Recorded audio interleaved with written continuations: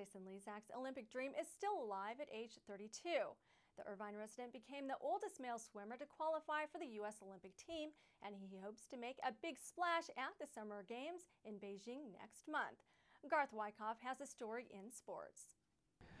Well, you did it, Jason. You're back with us again here on ICTV News, and now as a qualified member of your third Olympic team. And at age 32, where does this rank among your accomplishments in making the Olympic team?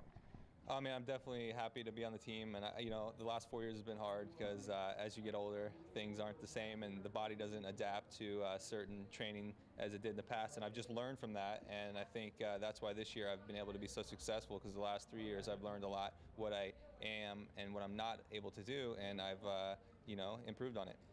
You're a sprinter, but tell us now, which events have you qualified for in Beijing?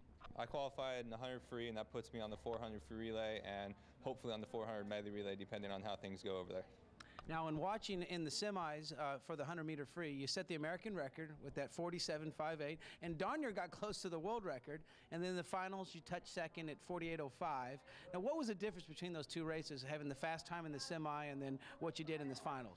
Well, actually, in the prelims, I wound up setting the American record of my old record, and then the next heat went in, and he broke my record. So I was a little fired up for the semis, and I went for it, and I gave it everything I had, and I think it took its toll on me. I was a little bit tired coming into the final, which is why I went a little bit slower. But also, I think I pressed it a little bit too much at the first 25, and that also caused a little fatigue on the end. So I'm going to try to swim at the Olympics kind of more like the semifinal and just keep my stroke rhythm where I need it to be.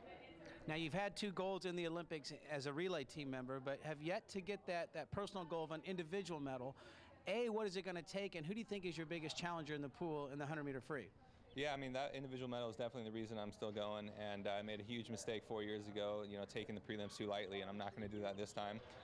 There's a ton of competition. I think last year at the World Championships, you had 6 guys decided by less than 1/10 of a second. So, there's 2 guys that stood out this year so far, and they're, a few 100s faster than me. That's Alan Bernard and Eamon Sullivan. But, any of those other guys from last year that were in the mix, I think are going to be there again this year because they haven't rested yet and they haven't peaked. So it's going to be a fast final, and it's going to be a really tough race. So I'm looking forward to it, and I hope to be on top. Well, we certainly appreciate your time, and I know we'll all be rooting and watching for you from here in Beijing, and hopefully, and I'm planning on seeing you come back, and we can meet again after the games in August, early September, a medal around your neck. Good luck, Jason. All right, man, that's great. I hope to be back and wearing maybe 3 of them. Sounds sweet. Thanks, right, thanks.